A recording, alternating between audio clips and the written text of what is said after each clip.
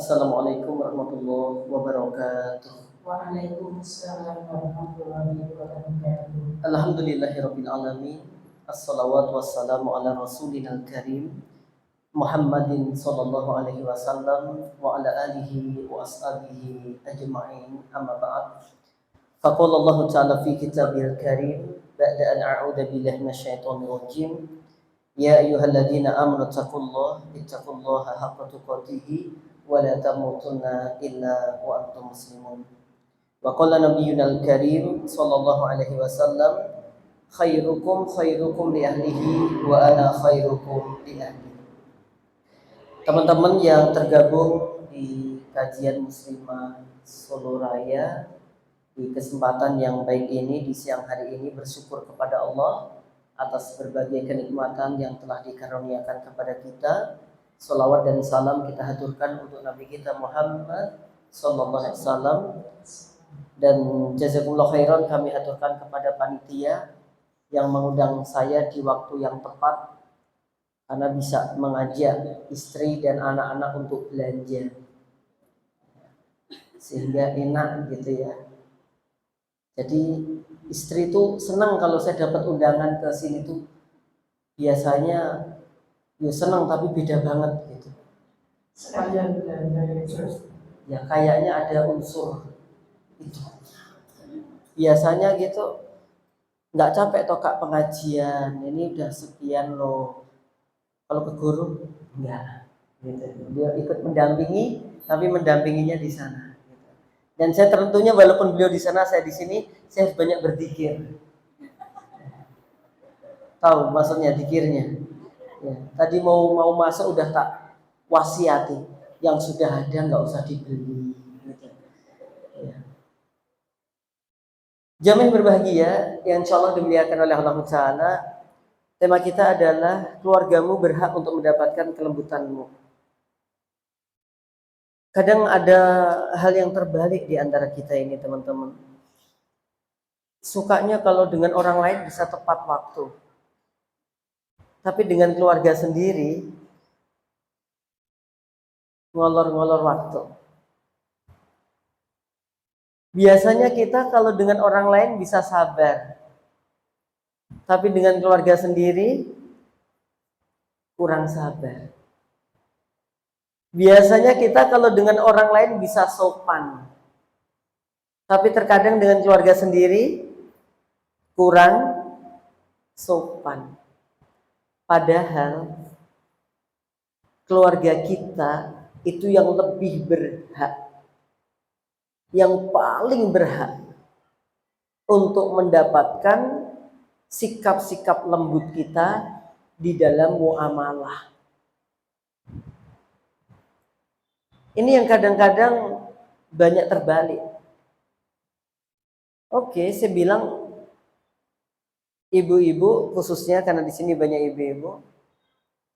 Kalau keluar rumah bisa, masya Allah, solihah banget. Kalau keluar rumah, solihah banget. Harusnya di rumah juga solihah. Dalam hal apa? Banyak. Ya kayak tadi.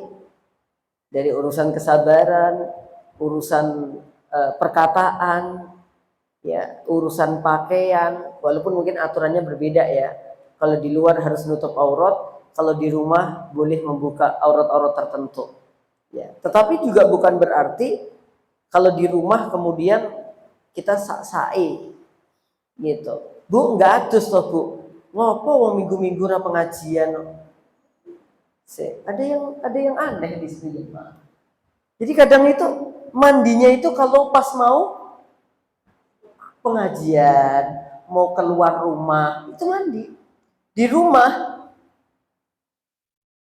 Ini bukan ibu-ibu di sini loh ya. Saya nggak bahasnya di sini loh ya.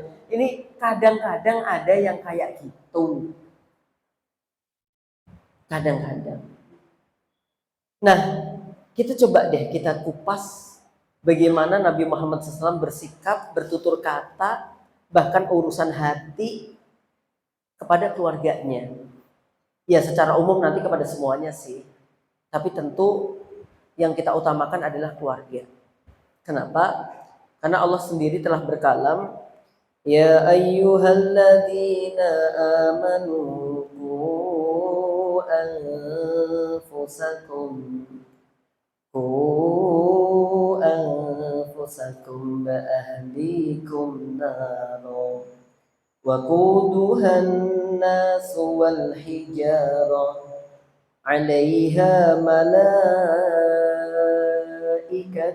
غلاظ شداد لا يعصون الله ما أمرهم ويفعلون ما يؤمرون. Jadi kalau kita lihat di sini ada ku anfusakum, itu paling inti adalah adibuhum wa alimuhum. Kita harus bisa ngajari diri kita adab, ilmu, akhlak, dan kemudian keluarga kita. Ya, karena kalau kita baik, insya Allah keluarga juga mudah untuk kita ajak baik. Maka untuk ngajak baik itu nabda bi anfusina. Lebih baik kita memulai dari diri kita. Kalau diri kita nanti sudah baik, ataupun gak harus nunggu baik, tapi sudah berupaya untuk melakukan kebaikan, insya Allah ngajak orang lain akan dimudahkan oleh Allah. Nabi di awal muqaddimah tadi juga saya sampaikan bahwa khairukum li ahlihi. Sebaik-baik kalian itu yang paling baik untuk keluarganya. Dan aku, kata Nabi Muhammad SAW, beliau bilang, wa ana khairukum li ahli. Aku yang paling baik untuk keluargaku.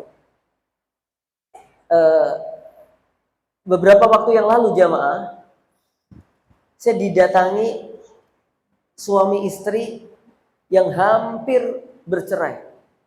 Udah kurang hitungan menit kayaknya. Gitu. Karena kalimat-kalimatnya itu udah nggak ada kesepahaman sama sekali.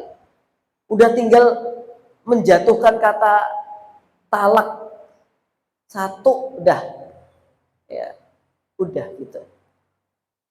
Akhirnya beliau berdua ke rumah gitu, dan kemudian dengan izin Allah kita kasih nasihat-nasihat, karena masing-masing saling mengatakan bahwa aku ini benar gitu, istriku yang salah. Suatu ketika istrinya datang ke saya jelek-jelekan si suami, besoknya datang gantian si suami jelek-jelekan si istri. Ternyata nggak ada, sama-sama mengakui kesalahannya. Habis itu kita dudukkan perkaranya, kemudian sama-sama memahami, karena usianya juga udah nggak muda-muda banget gitu. Ini Arab nikah neh buh payu buh rayu ora ngerti, ya kan, nggak tahu motivasinya itu atau yang lain. Dengan izin Allah kemudian saya bilang, coba deh bersikaplah kalian lemah lembut untuk pasangan. Kalian aja bisa loh berlemah lembut sama orang lain, kenapa nggak bisa sih kepada pasangan? Apa yang membuat kamu tuh marah terus ke pasangan? Nggak tahu, dia bilang. Saya tuh nggak tahu Ustaz. Kalau setiap lihat istri tuh pengennya kayak remes, jadi kayak nganyel kayak gitu jemaah. Sama si istri tuh lihat suaminya kayak ngece, tahu ngece. Jadi kayak ngejek gitu loh. Suami itu kayak ngejek kalau dilihat dia itu, padahal nggak juga. Maka saya bilang ini kayaknya ada pihak ketiga deh. Gitu. Ada pihak ketiga di sini. Apa pihak ketiga itu? Hah? Pihak ketiga apa? Ya banyak, pihak ketiga satu, pihak ketiga dua, pihak ketiga tiga. Macam-macam tuh jamaah. Ya. Alhamdulillah besoknya datang ke rumah dan alhamdulillah nggak jadi pisahan. Seneng aku jamaah. Kalau ada jamaah kok, samawa sakinah mawadah warahmah tuh aku seneng banget gitu jamaah. Tapi kalau denger jamaah kemudian pisahan gitu ya mak, jelek ning hati itu kayak gimana gitu jamaah. Jenengan gimana? Kalau denger teman jenengan cerai, jenengan bahagia atau sedih? Jenengan bahagia ya aneh gitu. Kecuali memang itu istrinya didolimi banget, ya toh. Terus selama ini si istri itu nggak mau pisah, pokoknya aku dengan dia ngambil jenengan tuh wanyel gitu. Iki lho di ngono iki setia terus. Pisah ora apa-apa kuwi. Enggak. aku tetep sama dia padahal wis gak sholat, mabuk-mabukan, suka berzina, wes koyo tok rene apike blas. Gek ra tau kerja, sing wedok. Ya itu ternyata temen jenengan itu sabar banget gitu. Kadang-kadang kan andal jenengan toh. Gitu lah, dalam kondisi tertentu memang ada kebahagiaan ketika teman kita bercerai itu ada kadang juga. Karena apa? Alhamdulillah temenku selamat, kadang-kadang kan begitu. Apalagi wis dipopoknya kayak bengep-bengep gitu jamaah, ya Allah. Oke, perhatikan di sini. Maka kalau kita bisa lembut kepada siapapun, maka kepada keluarga, wabil khusus suami, kalau istri, anak, kemudian orang tua, itu lebih berhak untuk mendapatkan kelembutan kita. Ibu-ibu dengan suaminya gosong nggak kalau ngendiko? Ngoko. Kalau dengan Pak Lurah? Gosong. Oh gitu ya. Gitu ya. Dengan tetangga gosong apa ngoko? Gosong. Dengan bojo? Ngoko. Oke. Jamaah berbahagia. Nah, di dalam bahasa Arabnya kita adalah belajar arifku. Arifku itu kelembutan. Kalau kita lihat penjelasan para ulama, apa itu arifku? Kelembutan yang menjadi perangai seorang hamba, baik itu dalam urusan ucapan, ataukah perbuatan, bahkan perasaan. Jadi kelembutan yang sudah menjadi karakter, menjadi perangai seorang hamba, yang arifku itu tadi terwujud pada urusan lisannya, terwujud dalam sikap-sikapnya, dan juga terwujud dalam emosionalnya itu bisa gitu. Rifku. Nanti akan kita lihat di sini bagaimana Nabi kita Muhammad SAW menjelaskan sifat itu dan prakteknya seperti apa. Nah, jamaah berbahagia yang insya Allah dimuliakan oleh Allah. Saya akan mulai di sini. Saya suka bikin poin-poin ya. Poin yang pertama kita lihat dari perintahnya. Misalkan dalam surah Ali Imran ayat 154, "Fabima rahmatin minallahi linsalahum walau kunta faddan ghalidal qalbi lang faddu min haulik." Surah Ali Imran ayat 154. "Fabima rahmatin minallahi linsalahum." Kalau kamu bisa berbuat lembut dengan izin rahmatnya Allah, maka orang-orang itu akan juga kamu akan bisa menjadikan lintalahum, menjadikan mereka tunduk, mereka menjadi lembut juga. Dengan izin Allah, dengan rahmatnya Allah, kalau kita bisa berlemah lembut dengan seseorang, maka kita akan mudah banget dengan izin Allah untuk mengajak dia kepada kebaikan. Agar mereka dekat dengan kepada kita. Kalau kita punya sifat apa? Lembut. Oke, kita nggak usah bicara manusia dulu. Jenengan ketemu kucing. Pernah ketemu kucing? Coba jenengan usap pelan-pelan badannya. Halus gitu. Bahkan kalau berani nanti ke kepalanya.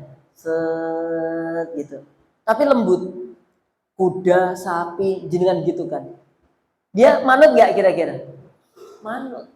Jangan suaminya loh ya, suami kecuali suami yang minta tolong diusik-usik. Kan ada karakter suami itu gak iso turu, nek unyeng-unyengnya yang diusik-usik bojone. Jadi dadak diusik-usik gitu baru dia bisa tidur ya, Pak. Ada yang kudu dipijeti sik baru tidur gitu. Itu baru ngono tangi. Piye to kon mijeti kok ngalih? Padahal selama dipijeti apa? Tidur. Oke, coba jenengan sama binatang jenengan usik-usik gitu. Masya Allah, manut dia. Tapi coba jenengan berbuat kasar, kucing, misalkan jenengan geblek perutnya, buak ngono, apa yang terjadi? Nyakar. Itu apa? Binatang. Apalagi manusia. Ulama mengatakan kecenderungan orang itu akan berbuat baik kepada orang yang telah berbuat baik padanya. Jenengan, kalau ada orang berbuat baik, pasti jenengan juga akan pengen berbuat baik sama dia. Ini karakter manusia itu begitu. Sama, kalau kemudian orang berbuat jahat sama kita, muncul perasaan gak enak sama dia. Kita pun juga kadang-kadang muncul untuk berbuat jahat kepadanya. Itu naluri manusia. Bukan di luar nurul itu. Itu aslinya emang begitu. Oke, kita lihat. Dan sebaliknya jika kamu keras menghadapi mereka dalam berdakwah, kamu keras, langsung menjudge, langsung memvonis, langsung mengatakan neraka, neraka, neraka begitu. Kira-kira mereka semakin dekat atau semakin jauh? Semakin jauh. Apalagi dengan karakter kita yang kemudian tidak bisa menyelami hati para mereka orang-orang yang kita dakwahi. Maka perintahnya adalah berbuat lembutlah, apalagi dalam keluarga. Apalagi nanti mohon maaf urusan wanita. Wanita itu Bu, kalau dalam syariat diibaratkan gelas-gelas kaca. Wow. Ya nek sing bening, nek sing burak, ya nek sing ya. Apa Pak? Ya. Ya tinggal burak ini bukan wajah ya, maksudnya hatinya gitu loh. Ya, bagikan gelas-gelas kaca. Maka nanti ada perintah, wahai para laki-laki, Pak khususnya Pak, berbuatlah lemah lembut kepada istri. Insya Allah. Bapak-bapak istrinya ada yang hadir nggak? Ada kan? Tuh lumayan Bu, udah tak kasih tahu dikit-dikit. Paling nggak hari ini nggak ada marah lah Insya Allah ya. Hari ini loh ya. Adapun setelah itu ya tolong dikondisikan. Ya Allah, bener banget. Kalau di antara tandanya, kalau jenengan itu punya rifku, punya kelembutan, anak-anak itu akan dekat dengan jenengan. Gitu. Anak-anak itu akan dekat. Itu di antara tanda orang rifku itu kayak begitu. Kepada orang itu juga gampang untuk muamalah ya, dan tidak menyakiti hati orang. Itu orang yang punya karakter apa? Arifku, lembut. Kita lihat lagi. Jemaah berbahagia. Dalam hadis riwayat Imam Ahmad, Innallaha idza arada bi ahli baitin khairan adkhala alaihimur rifqa. Perhatikan nih. Innallaha, sesungguhnya Allah Subhanahu wa taala, idza arada, jika Allah Subhanahu wa taala, innallaha idza arada, jika Allah menghendaki bi ahli baitin, terhadap sebuah keluarga, khairon, baik, adkhala alaihimur rifqa, maka Allah akan memasukkan ke dalam hatinya, ke dalam keluarga yang ada itu, dari afrodul usrohnya, dari anggota-anggota keluarganya, yaitu ar-rifqa, sifat lemah lembut atau sifat lembut berkasih sayang. Jika Allah menghendaki dalam sebuah keluarga adanya kebaikan, maka Allah akan memasukkan kepada jiwa-jiwa penduduk di rumah tersebut orang-orang yang berhati lembut. Insya Allah. Ada kadang-kadang rumah tangga itu dipengaruhi banget oleh seorang istri. Suaminya ini nggak sempat didik anak karena kerja, nyari nafkah, bahkan luar kota, seminggu kadang belum tentu pulang sekali, kadang-kadang sebulan sekali. Anaknya jadi, alhamdulillah. Anaknya diterima di pondok tahfidz Quran yang cakep, bacaannya cakep.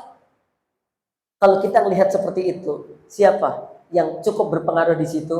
Ibunya. Ibunya punya sifat rifku yang luar biasa, punya sifat lembut. Jadi nek bangun ke anak, ya, bapak-bapak cek ketika istri bangunkan anak itu kayak apa. Nek mau peng pisan tok, tangi, ratangnya gojok loh. Ini belum ada rifkunya itu. Ya memang proses bangunkan anak itu. Ya kadang sampai 3 kali, 4 kali, 5 kali gitu. Ya ada kadang-kadang langsung kalimat-kalimat yang kasar keluar darinya. Bahkan bukan hanya kalimat, tapi terkadang sampai sikap.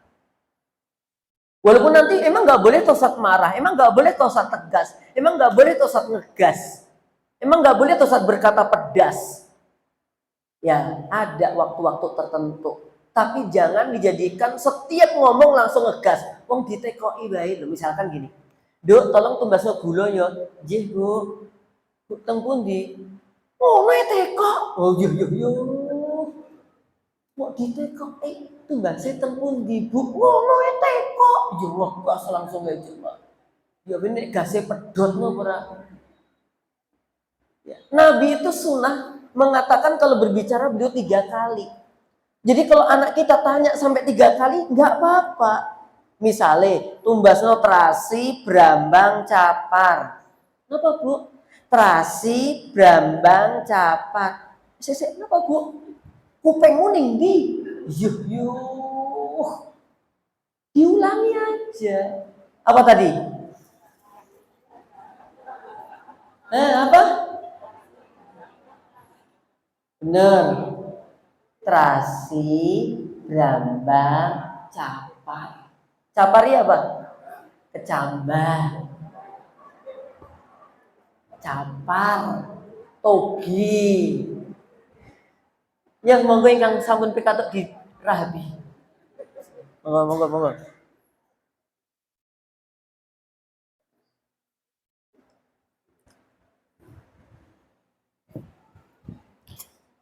Jadi nggak apa-apa kalau sampai anak kita tanya 3 kali, tunjukkan rifku kita.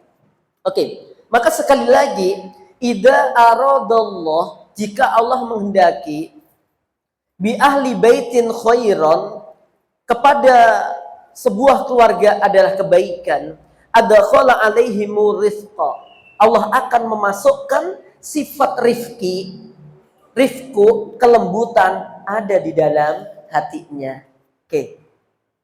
Jamaah berbahagia yang insya Allah dimuliakan oleh Allah Subhanahu Wa Taala. Kemudian yang kedua, kita akan memahami tentang jenis-jenis kelembutan. Ya, kelembutan itu dalam hal apa saja dan prakteknya seperti apa saja. Ini akan kita bahas juga. Yang pertama, kelembutan pada jenis hati. Ya, kelembutan yang ada pada hati. Apa yang dimaksud kelembutan di dalam hati? Di dalam rumah tangga, saya katakan tidak mungkin tidak ada salah, tidak mungkin tidak ada padu, tidak mungkin tidak ada seudon, pasti ada tuh semuanya. Kadang si suami seudon sama istri dan sebaliknya, ya kemudian ya kalau kayak saya itu tiada hari kecuali pergelutan itu mesti ada. Mesti itu. Engko mbaknya mbak adike cenger. Ya, kadang gantian. Kadang anak nomor 1 ambek nomor loro, kadang 3 ambek papat, 5 ambek loro, wis biasa aja, Pak. Wis, pokoknya dibuat atine penak wae. Ya kan? Kadang-kadang gitu. Goro-goro rebutan apa? Air yang ada di kulkas. Tapi bukan terus kulkas tak tumbaske siji-siji ngono enggak juga. Gitu jamaah. Tapi perkaranya apa sih? Oh, ternyata ada yang suka memasukkan, ada yang suka ngentekkan. Paham? Berarti solusinya apa akhirnya? Labelisasi. Jadi di kulkas saya itu kadang-kadang banyak tulisan nama-nama. Ya. Lemper turahan, Umi, roti turahan, Abi, ya, air putih, Via, es lillah, wes ada tulisan jamaah. Saya datang ke Menara Quran kemarin mau metik mangga. Mangga nih Menara itu wes tulisi jenenge santri kabeh ternyata. Miliknya Aan, miliknya Dan. Ya Allah. Kabeh pelemi wis enek jenenge ya jamaah. Saya sebagai mudir ra iso ngepek akhirnya jamaah. Terus dilabeli kabeh kan lagi prentil wis ditulisi milik Anan. Ya Allah. Kan ra iso ngepek akhirnya jamaah. Terus tadi malam kemarin sore dikirimi ke rumah sak kardus pelemadu. Tak buka alhamdulillah ya Allah, tapi enek jenenge santri kabeh. Aku ya mau maam yo piye gitu jamaah. Oke, jenis kelembutan dalam hati. Apa maksudnya? Kalau misalkan anak kita pernah berbuat salah sama kita, mungkin pakai kalimat yang kasar, ya mungkin dengan tindakan yang kasar, saya mohon banget nggak usah dicatat bahwa ini adalah anak yang nakal. Jangan dimasukkan ke hati anakku kok koyok ngene toh yo ibuke sapa? Yo jenengan kowe nglarike jenengan. Udah kasih maaf, mohon maaf, tingkah lakunya anak kayak apa? Beri pintu maaf yang sebesar-besarnya. Ya, anak kita itu ya kadang-kadang dia spontan untuk melakukan amalan-amalan itu kayak tadi nakali adiknya buang sampah saat saya itu spontan. Kalau memang ada salah silahkan diluruskan. Kalau ada manggil nggak baik silahkan diluruskan. Jangan kemudian disimpan di dalam hati. Contohnya gimana? Begini. Udah ngajak baik begitu terus opo rene-rene nyedak-nyedak mau mohno enggak usah itu enggak usah diungkit lagi. Paham nggak maksud saya? Paham nggak? Ya, misalnya tadi kan disuruh gitu. Ayo nang buang sampah sana, dia nggak mau gitu loh. Nah, kemudian pas udah selesai baikan, terus dia deket-deket gitu. Oh, mi, opo? Udah nggak usah kayak gitu. Ya, buka aja. Buat dia senang. Ya. Kalau mau nasihati silahkan, tapi dengan cara yang baik. Jangan kemudian menyekat diri kita dengan dia. Jamaah berbahagia yang insya Allah dimuliakan oleh Allah Ta'ala. Masih ingat nggak? Ada kisah seorang anak yang bapak ibunya kerjanya luar biasa. Si anak itu dititipkan ke pembantu. Saking sibuk kerjanya, ya si bapak ibu ini jarang interaksi dengan anaknya. Suatu ketika bapaknya pengen beli mobil baru dan akhirnya belilah dia mobil baru. Mobil baru diparkir di garasi, ya kemudian bapak ibunya kerja, terus di rumah si anak dengan si pembantu. Anaknya ini sebenarnya kangen banget dengan ayahnya, rindu banget dengan ibunya. Tapi dia bisa bingung bagaimana cara mengungkapkannya. Dan kadang-kadang belum bangun, bapak ibunya sudah pergi. Pas bapak ibunya datang, anaknya sudah tidur. Kadang-kadang jane wis tangi, tapi mainan ning ngarep omah kon ngomong pembantu nih, jangan rono sik, jangan rono sik. Supaya apa? Tidak kelayu. Si anak itu akhirnya ya ketika lihat mobil ayahnya kaget, oh ternyata ada mobil baru. Akhirnya dia nyari alat, ketemulah paku teyengen jemaah. Paku teyengen, kemudian dia pengen mengungkapkan rasa hatinya, dia gambarlah di mobil yang baru. Pakai apa? Paku teyengen. Dia gambar ayahnya, dia gambar, pokoknya indah banget lah. Dia seneng banget begitu. Bisa mewujudkan rasa rindu dan sayangnya kepada orang tua dalam bentuk lukisan. Datanglah ayahnya. Sing dicek pertama ketok ayo gak anake. Apa kira-kira? Dia lihat mobil kaget. Ya kagetnya luar biasa. Itu mobil baru, mungkin baik utang ya, nggak tahu juga saya. Nggak dijelaskan utang apa enggak ya. Tapi dia begitu kasarnya, nggak ada kelembutan sama sekali. Anaknya dipanggil, siapa yang nyoret-nyoret mobil ini? Anaknya juga nggak mengelak, saya ayah. Kenapa kamu coret kayak gini? Aku cinta sama ayah. Kamu tahu nggak? Oh, anak itu masih kecil TK lah ya, atau kelas 1 SD. Kamu tahu nggak harga mobil ini berapa? Marah tuh ayahnya. Dan dia ambil sebilah kayu dan kemudian tangannya anaknya disuruh ditaruh di depan. Taruh di depan, dipukuli. Jamaah apa yang terjadi? Ayah, berhenti ya, sakit ya, sakit. Aku nggak ngulangi lagi ya, sakit gitu. Habis itu udah cukup lama dipukuli, ya mungkin pelampiasannya sudah merasa puas, berhentilah si ayah memukulinya. Sehari 2 hari masih biasa saja, kurang lebih 1 pekan tangan anaknya bengkak, melempuh gitu. Dibawa ke dokter bolak-balik dan tidak ada lagi kata dokter karena sudah terinfeksi. Ya. Mau nggak mau jalan satu-satunya harus diamputasi. Bapaknya kaget, ibunya kaget. Ya Allah, sebegitunya ya Allah. Ya Allah kok begitu jadinya ya Allah. Bingung kayaknya Pak. Si anak coba apa dia bilang? Ayah, ibu janji ya bu, aku nggak ngurangi lagi. Doakan ya bu supaya tanganku bisa sehat lagi. Habis itu didekap sama orang tuanya mau nggak mau diamputasi. Habis diamputasi selesai. Terus si anak itu masih bilang apa coba? Ayah ibu, kan aku udah minta maaf. Ayah ibu maafkan aku kan. Nanti tanganku bakal kembali lagi kan. Ayahnya langsung aduh kayak jamaah. Tuh. Makanya jenengan juga harus hati-hati. Kadang-kadang nek nyiwel anaknya bianter banget toh.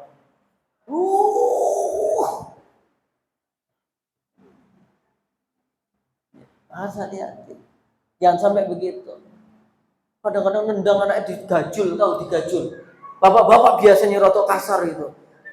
Wah, anda nenangan gadul diuk gitu terus. Begitu. Maka di sini harus berbuat apa? Rifku, lembut.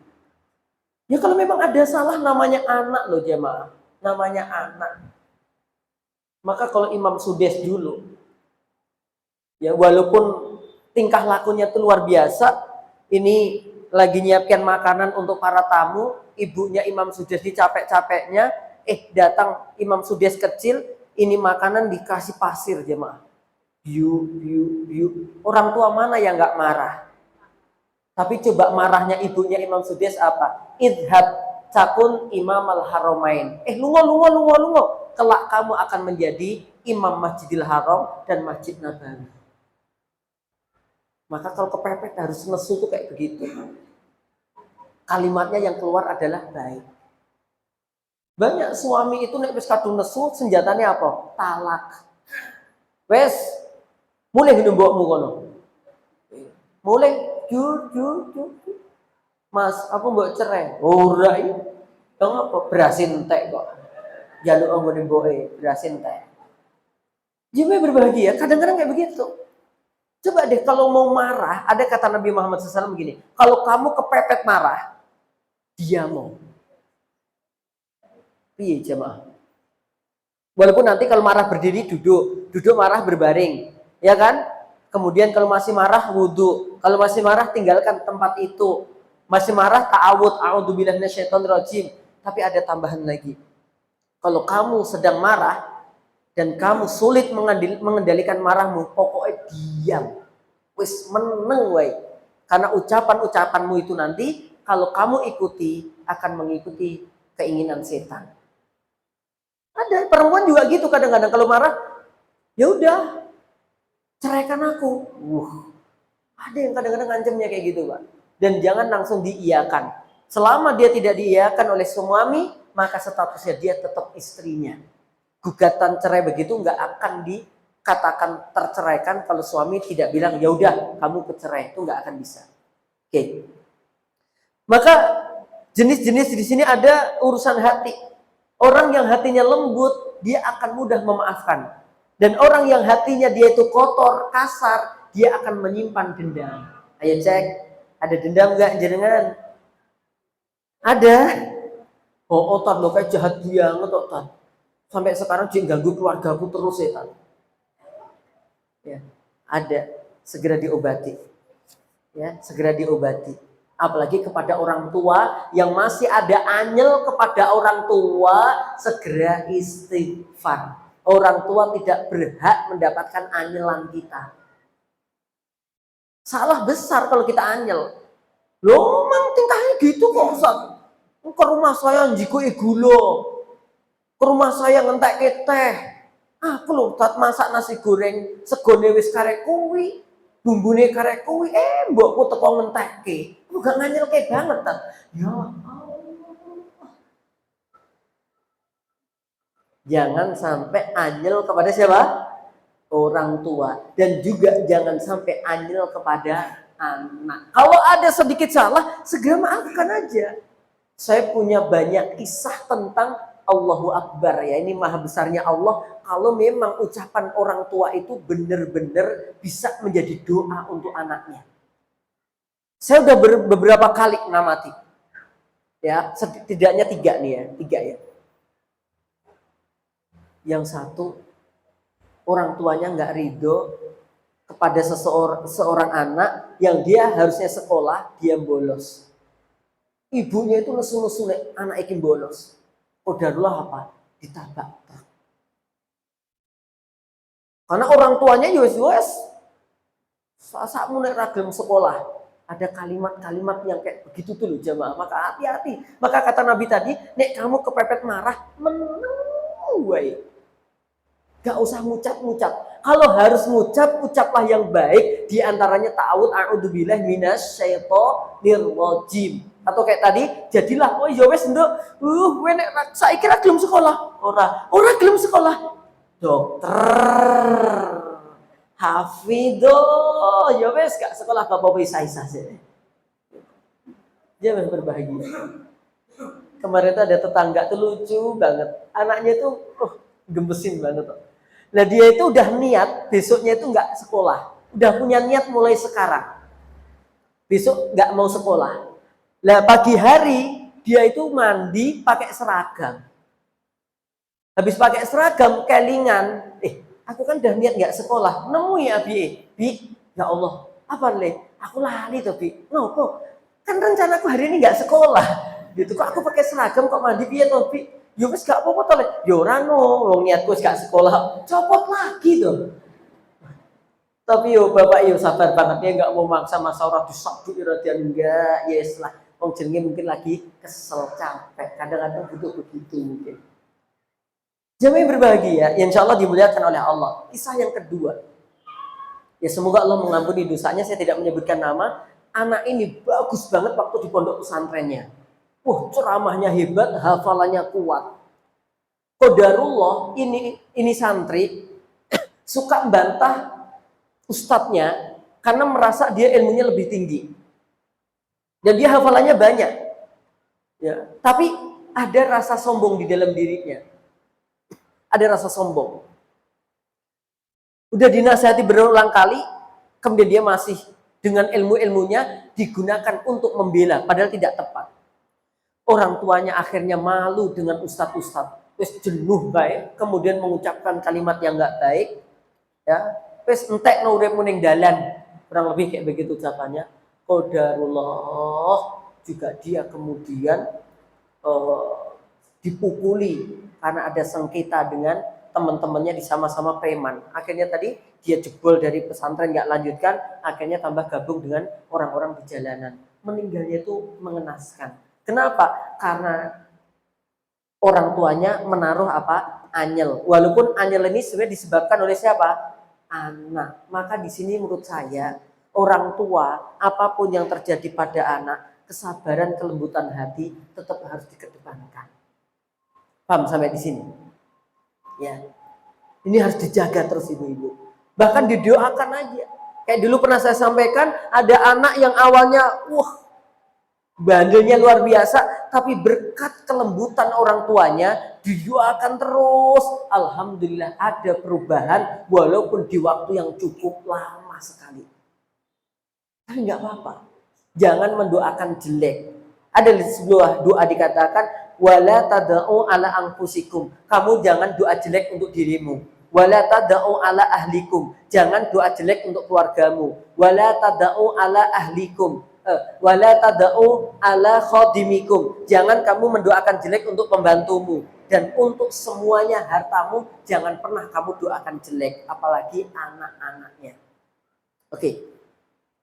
Kemudian, ini tadi berarti lemah lembut dalam hal apa?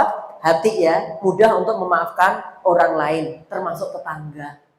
Ya, kalau qadarullah jenengan punya tetangga yang nggak baik, itu sabar.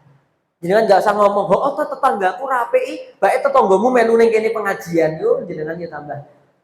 Ya, harus sabar pokoknya. Kata Nabi, ya kalau kepepetnya kamu udah sabar kok tetanggamu masih jahil, masih nakal, masih dolim, keluarkan barangmu satu persatu dari rumahmu. Nek di dolimi terus jamaah, tetangga nggak tobat-tobat, tok nih barang-barang jenengan, kursi tok nih ning ratan, sesuk mejo, bermejo umbah-umbahan, kok urung kulkas, supaya banyak orang tanya, loh ini apa toh iki? Nah, aku udah nggak kuat di sini. Lah kenapa?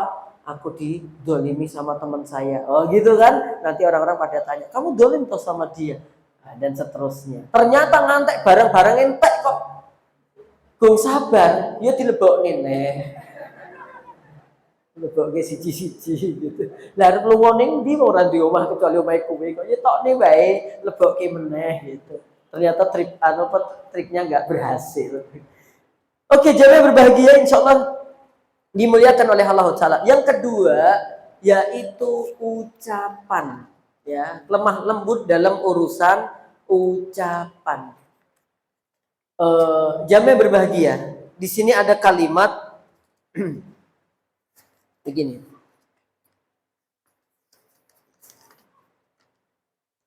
Irfaq bil qawarir, ya, khususnya untuk bapak-bapak. Tadi udah saya awali. Irfaq bil qawarir, wahai suami, irfaq, berbuat lembutlah kamu bil qawarir, terhadap kaca-kaca atau gelas-gelas kaca. Istausu bin nisa'i khairon, ya, wahai suami, berilah nasihat kepada istri itu dengan nasihat yang baik. Ini mudah-mudahan ini nggak sampai luar toh, sampai luar ini, sampai luar. Istriku dengar jangan-jangan. Jangan berbahagia. Ya saya pernah dinasihati istri. Istri saya itu kalau saya suaranya agak naik dikit itu merasa diseneni. Padahal ya itu ya. Waktu itu ketika saya motong rambut anak saya nomor 6 karena mungkin suasananya saya harus butuh ini, butuh itu, gitu. Saya kemudian udah cepet, gitu. Udah cepet. Gitu terus gak balik meneh. Apa yang terjadi jamaah? Tertelungkup di ranjang. Kenapa? Mbok marahin gitu sekarang gitu mah. Aduh cepet wis. Ya Allah wong wedoke kayak gitu loh. Nek bojoku ora otot nganti tak betake ora nangis kok.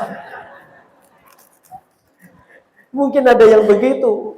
Karena urung tak betakne urung nangis kok otot. Saya cuma bilang cepet ngono. Ya mungkin mripat saya rada melirik sithik gitu. Cepet gitu mungkin.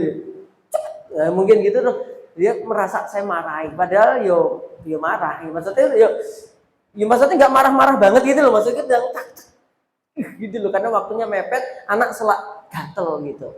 Oh habis itu, oh ternyata itu benar-benar menyakiti hatinya. Cuman kalimat kayak begitu loh Pak. Jangan gimana Pak? Jarang kan kalimat kasar kepada istri? Sering ngaku dia, karena ada istrinya di sini coba nggak ada.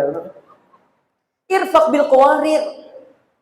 Ya, bersikaplah lembut terhadap gelas-gelas kaca. Gelas kaca itu masya Allah karakternya.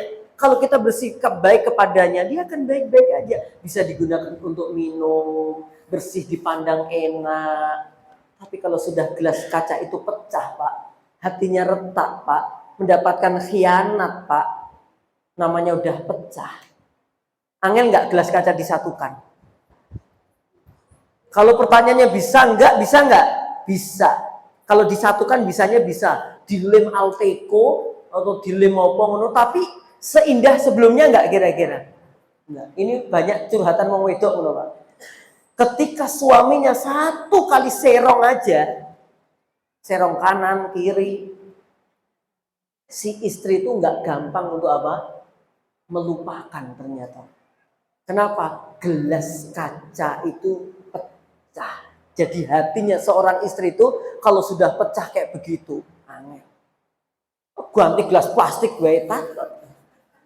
Enggak, ini ibaratnya wanita itu kayak begitu. Dia itu wanita yang masya Allah, hamba Allah yang sangat ada kaitannya dengan hati.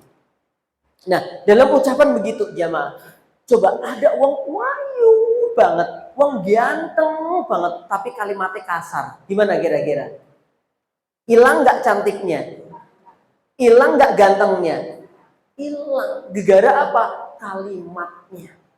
Ya mungkin kalau dia baru ditempelkan di Facebook, ditempelkan di IG, ditempelkan di apa, orang banyak cinta, pandangan pertama, Mbak Ebar ngomong, tuan saat ini, jelek. Coba permusuhan yang ada di muka bumi ini, diantaranya gegara ucapan-ucapan yang kasar, ya enggak?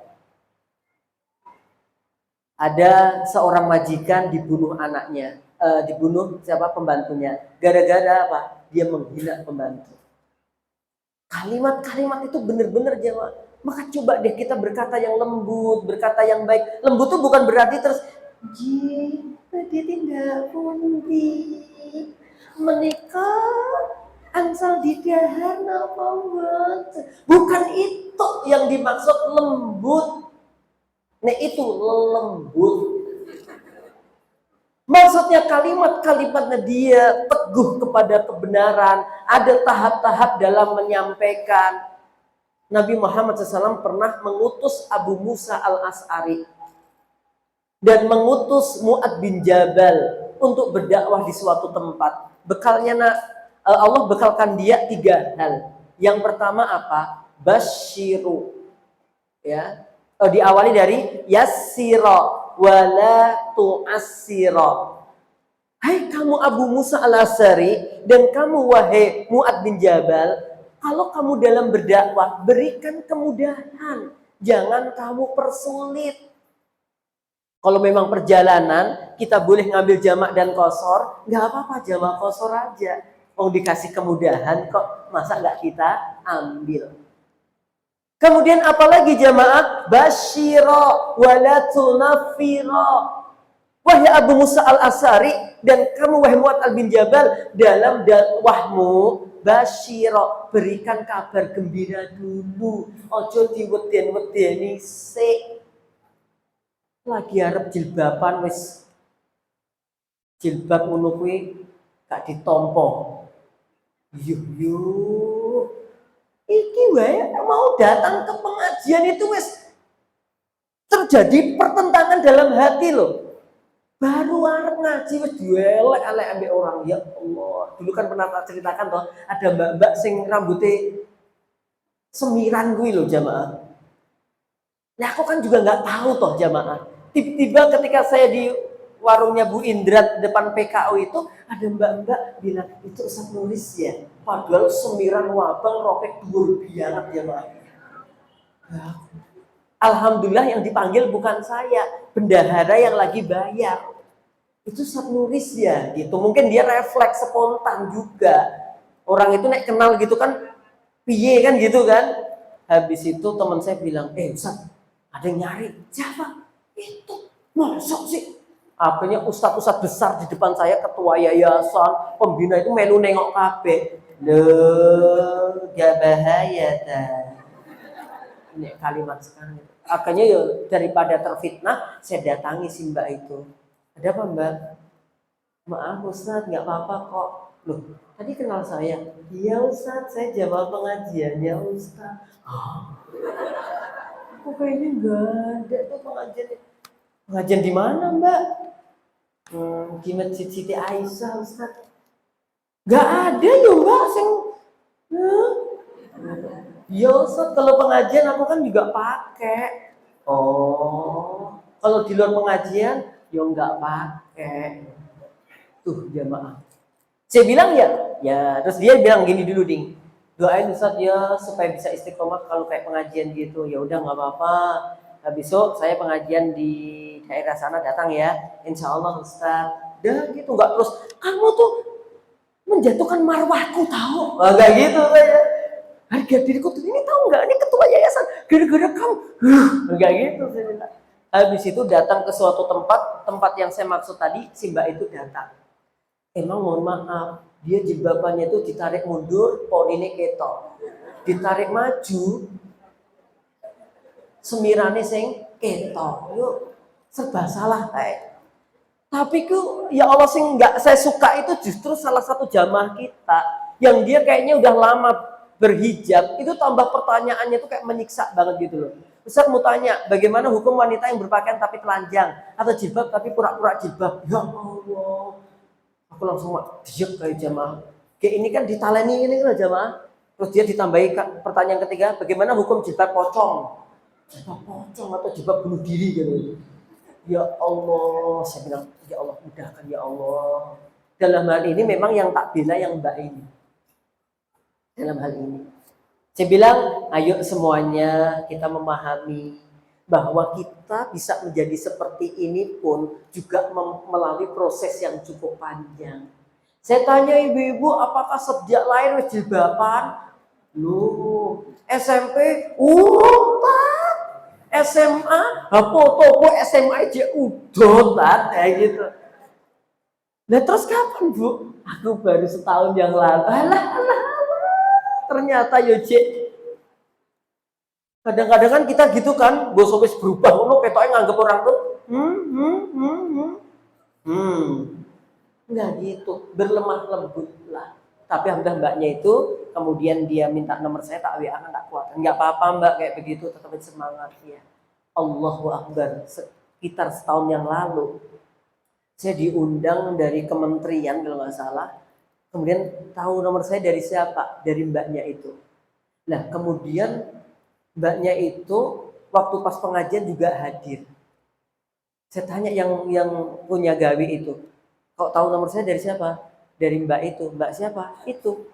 Namanya siapa ya? Ternyata itu yang sembilan abing kuwi. Ternyata jilbabnya sudah berubah dan aku tidak bisa mengenalinya kecuali sorot matanya. Biasa aja.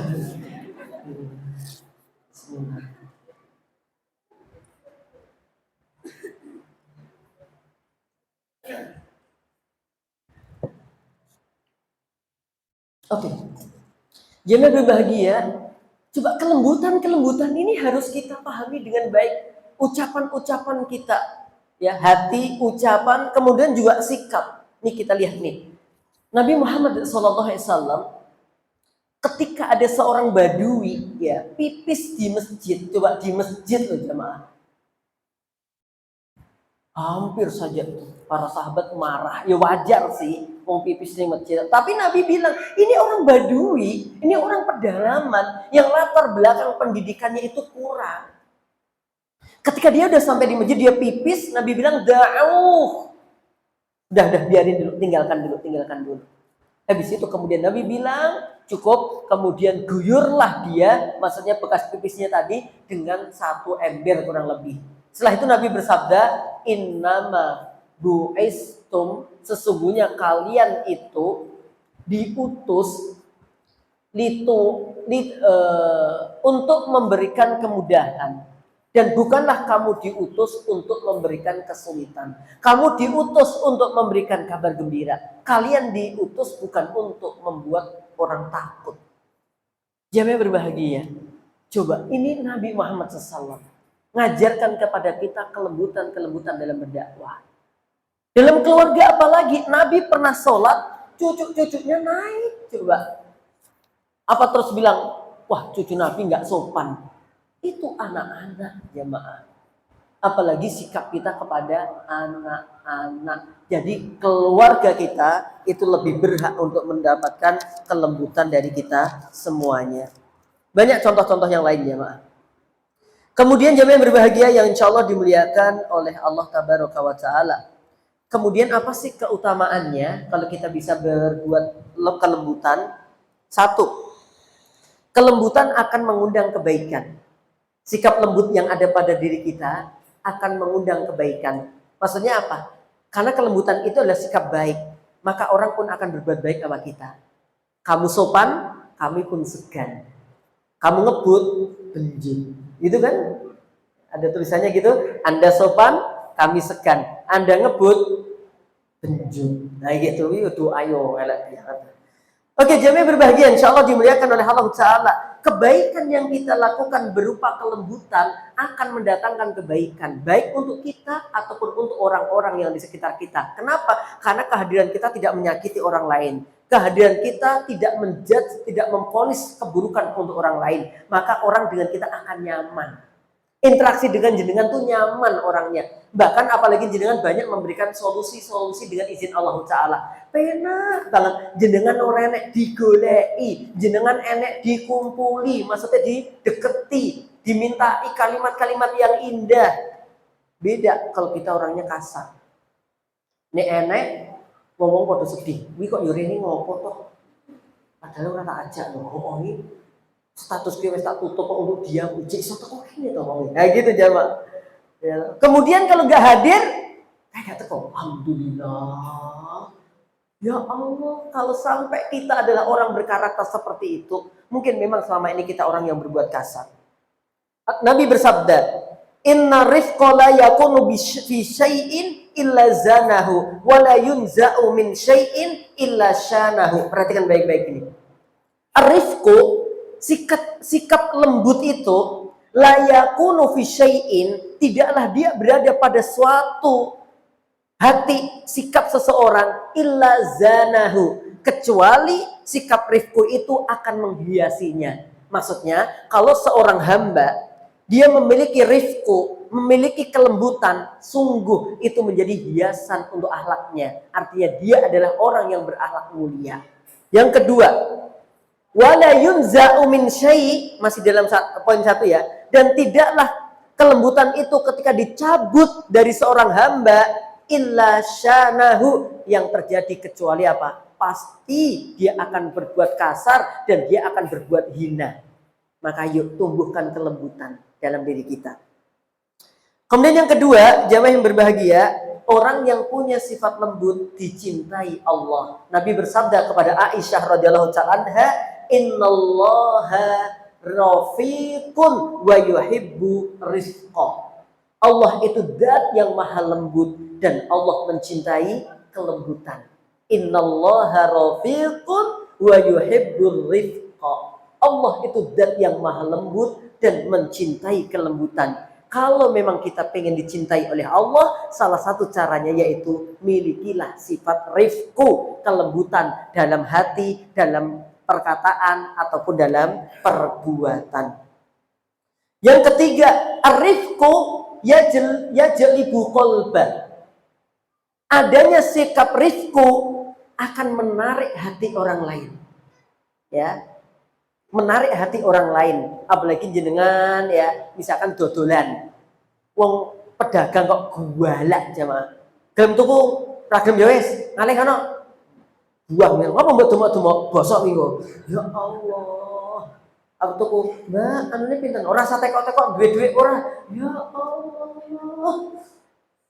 Ada satu tempat di Solo ini yang unik, wis terkenal galak tapi jadi parani.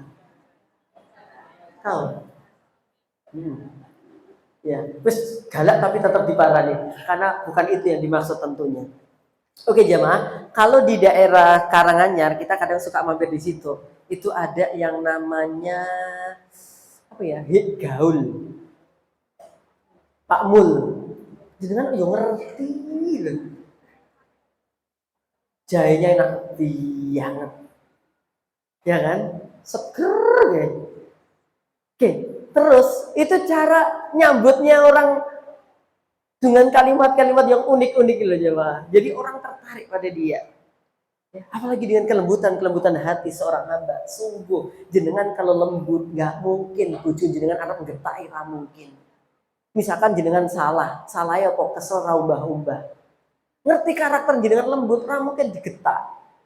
Kenapa suami bersikap kasar sama jenengan? Karena jenengan yo kadang-kadang kasar. Gitu. Ada seorang suami sebaliknya, lembut banget ngono. Bojone sing grang. Aku kadang-kadang nggak tega, bojone digetaki terus. Ngantek ra iso dhuwur ya. Innar rifqa yajlibul qalba. Sikap rifqi kita itu akan menarik hati orang, apalagi sebagai pedagang, apalagi sebagai pendakwah. Pendakwah kok mohon maaf kalimatnya misah-miso itu yuk ya nggak enak banget ya maaf. Ya. Kalaupun mungkin didatangi banyak orang, yuk orang-orang yang juga suka dengan karakter misah-miso. Gitu loh. Kemudian jamaah berbahagia, Dan rifku itu sendiri dapat melembutkan hati pelakunya. Jadi kalau kita berbuat lembut, akan semakin lembut lagi, semakin sabar lagi, semakin kuat menghadapi berbagai ujian. Masya Allah. Kemudian jamaah yang berbahagia, pada poin berikutnya, bagaimana agar kita bisa mendapatkan kelembutan itu? Berdoalah kepada Allah. Ya Latif, Ya Rafiq, lembutkanlah hatiku ya Allah. Jadikanlah hatiku inilah hati-hati yang lembut ya Allah. Ya Muqallibal Qulub, wahai zat yang membolak-balikkan hati. Sabit qulubana ala dinik, tetapkanlah hati-hati hambamu ini dalam agamamu untuk taat kepadamu dan Rasulmu dan seterusnya. Minta kepada yang membolak-balikkan hati. Ya. Kemudian yang kedua, hadiri majelis taklim, perbanyak zikir dan berdoalah kepada Allah. Ini diungkap lagi karena mengambil kalimatnya Abdullah bin Mas'ud. Utlub qalbaka fi salasi mawatin. Coba cari hatimu di 3 tempat. Yang pertama, saat menghadiri majelis taklim. Berarti waktu majelis taklim kita disuruh banyak hadir dan melembutkan hati. Yang kedua, yang pertama mohon maaf, indah sima'il Quran, baca Quran dulu. Jadi baca Quran, hadir pengajian, terus banyak berdoa kepada Allah. Ini bisa membuat hati semakin apa? Lembut. Kemudian yang ketiga, apa yang harus kita lakukan? Cegah diri kalau pas mau marah. Nek mau marah itu segera dihentikan. Jangan langsung dilampiaskan. Gitu. Walaupun kalau udah dilampiaskan tuh di hati akan enak banget, jelas gitu. Tapi coba deh dipikir dulu. Ya, nek arep ngantem gelas yo dipikir dulu, ki lunas apa urung. Nek tak antemke pecah apa ora. Nek pecah piye, nek ora yo piye. Terus kira-kira nek tak antemke nek wong lewat terus piye. Jamaah banyaklah berpikir kalau mau marah dan seterusnya. Kemudian yang berikutnya, biasakan zikir istighfar. Karena dengan istighfar itu ternyata bisa melembutkan hati. Kata ulama apa? Wa tadarru'u indas sahari. Di waktu sahur dia banyak tunduk kepada Allah, yaitu dengan istighfar. Malam-malam tuh jamaah banyak melakukan istighfar di hadapan Allah Subhanahu wa taala. Oke. Jamaah berbahagia, kenapa sih saya membawa tema ini? Saya tuh gini loh jamaah. Kadang-kadang tuh saya ngelihat jamaah kita, itu zahirnya tuh enak-enak gitu loh jamaah. Tapi kadang-kadang setelah ngobrol banyak gitu yo masalah ini wakeh banget jamaah. Dan rata-rata masalah apa coba? Keluarga. Nek jenengan dengan pasangan baik, alhamdulillah. Jenengan dengan anak baik, alhamdulillah. Ustadz melu seneng. Tapi nek enek kabar, Ustadz tahu nggak apa si anu kayak saya ingin ini. Ya Allah, jamaah. Nah dimulai dari siapa kelembutan ini? Yo kita. Yo sayang jenengan jamaah. Selama memang masih pada hal-hal yang bisa ditolerir di dalam syariat. Tapi kalau memang itu sudah, kalau kata guru kita Ustadz siapa? Tri Asmoro, ya, ketika ada seorang istri yang wis sabar terus bojone bolak-balik mohon maaf selingkuh, terus mau sholat tapi dia dipertahankan terus, padahal sing kerja ya sing wedok, omahe sing wedok, mobil sing wedok. Iya. Ngantek sing dikonsultasi ini gemes dewi. Gitu jamaah. Kenapa kamu masih bertahan? Dia ganteng. Si Jitok alasannya. Apa artinya ganteng? Siji randu duit. Sebenarnya bukan randu duit sih ya.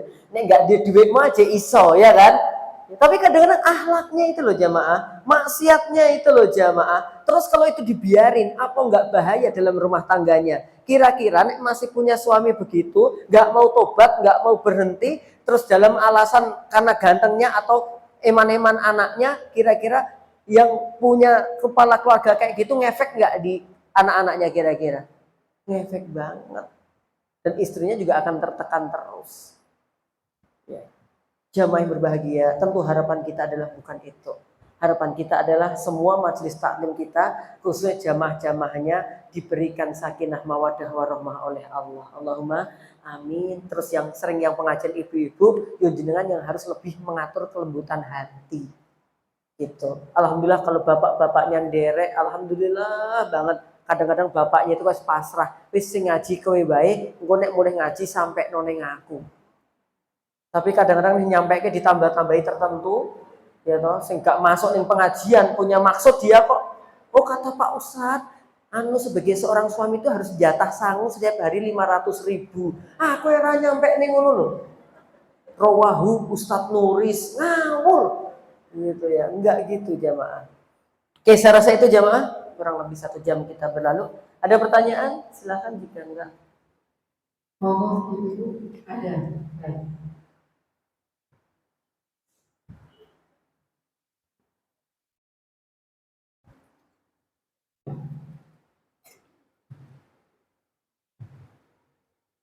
Bismillahirrahmanirrahim. Assalamualaikum warahmatullahi wabarakatuh. Assalamualaikum warahmatullahi wabarakatuh.